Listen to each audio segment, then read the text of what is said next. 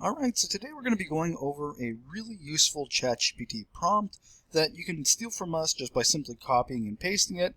And what it is just basically to help ChatGPT be more decisive and more direct and just less generic overall. And this is what the prompt looks like. You guys can copy it from the description of this video or in the pinned comment, depending what YouTube allows us to do. And all you have to do is just copy, paste, hit enter, and you're good to go. Now you can use this prompt in a standard chat, a custom GPT, or projects mode, but for today we're just going to go ahead and just throw it into a regular chat, and then we're going to go over it and try to take a look at, with a specific question, the differences between two different chats, just to see how well it works. So as we see here, this is what the prompt looks like. Basically, it's anti-generic mode without any intake. If my request is ambiguous, ask at most one clarification question, otherwise answer immediately. With the following rules, as you see here: do not be generic, do not hedge, do not say it depends without giving a default, pick a clear recommendation and justify it briefly, use concrete steps, numbers, examples, etc., etc. You guys can go ahead and read the prompt as you like, but once again, you just got to copy, paste, and simply hit enter, and you're good to go. And then once it's done, we'll be able to interact with the chat as though it is in this mode, which is anti-generic mode. It might also save the memory across the board, but that depends on how your ChatGPT operates. In this case, it's just saving it within the chat, so we're going to go ahead and scroll down, and then we're going to do a stress test with a specific question in two separate chats. So, now that it's ready to go, we can go ahead and ask it one of the stress test questions. So when we entered this prompt, it essentially saved it across ChatGPT, which means that every single chat at that point would have this prompt enabled. So what I did is I actually went and made sure, I asked it a question, as you see here: how do I grow a brand new YouTube channel in 30 days? So this will be the stress test question, and this exact chat had that prompt enabled, so it was already saved here. Now in the other chats, it won't have that now because I went to memory mode and deleted it. That way it won't be across the board, so we can test the differences. So as we see here, I'm checking current YouTube guidance. I can give you a 30-day plan that fits how the platform actually works now, not outdated post-more advice. So then we see here, direct answer, grow a brand new channel in 30 days by going narrow, not broad. And it basically gives us an expansion of exactly what we should be doing, step-by-step process, one micro niche. It gives us a very direct and, an answer that we can actually follow and work on for what it is we're asking. Set up your channel, basically every last detail in a very direct, honest way, right?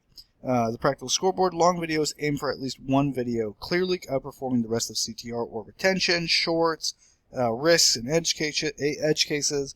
And we see here, want the fastest version of this. The best move is pick one of these today: ChatGPT prompts, Windows 11 tips, or AI tools, and I'll map out your exact first 30 videos. So it gives us a working plan immediately. So we're going to start a new chat and see if there's any differences, since I deleted the prompt and this chat won't have that prompt available. So let's go ahead and enter and see what it does.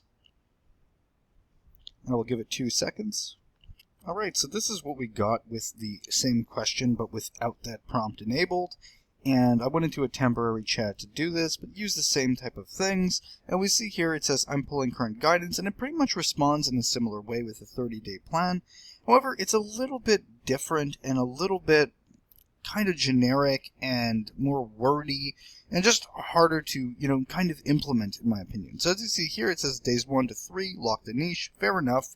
That's pretty standard, but it says bad, tech, better, iPhone. You know what I mean? It's kind of giving something a bit more generic and not great advice from what we've seen before.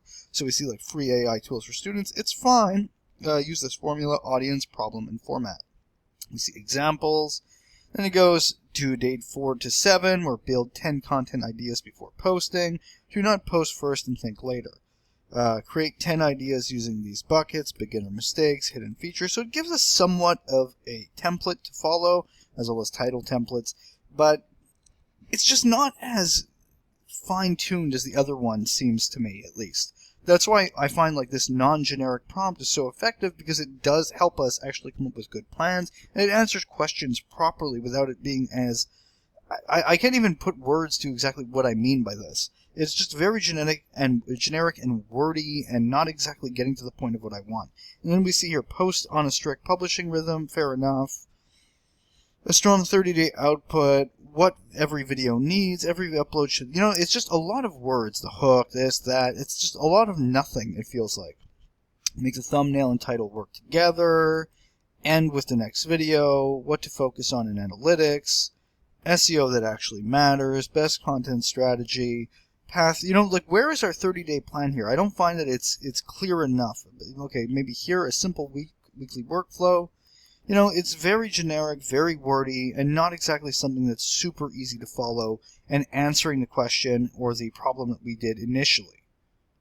The problem that we requested initially or the question at hand. But as we see here, when we go back to the anti-generic one, this is within the anti-generic, I just feel it's a lot more clear. So we get the direct answer, grow a brand new channel in 30 days by going narrow. It tells us exactly. Then it tells us a step-by-step plan. Then it tells us to pick a micro niche. Then to build 3 content pillars. Then publish 12 long, you know what I mean? It's a lot more direct. Publish 18 shorts. Tells us exactly what we should be doing.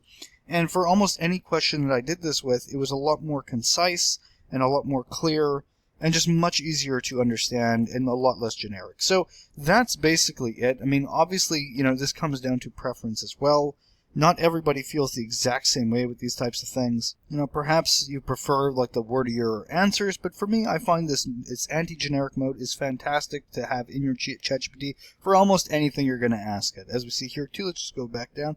I like how it says, like don't use AI slop. It basically is just giving us a very nice, concise way to approach this whole thing and whatever it is that we're asking it. It's just very, very direct. So, if you guys want to utilize this prompt, once again, you can go ahead and copy it from the description of this video, or it could be the pinned comment, depending what YouTube allows us to do. But it's super simple. Copy, paste, hit enter. Try it out yourself. And, if you guys like it, comment and let us know if it was actually good in the end. But for us, we definitely prefer this type of prompt for our ChatGPT to get to the point in the answer. So hopefully you guys found this video helpful. If you did, please like and subscribe, and have a nice day.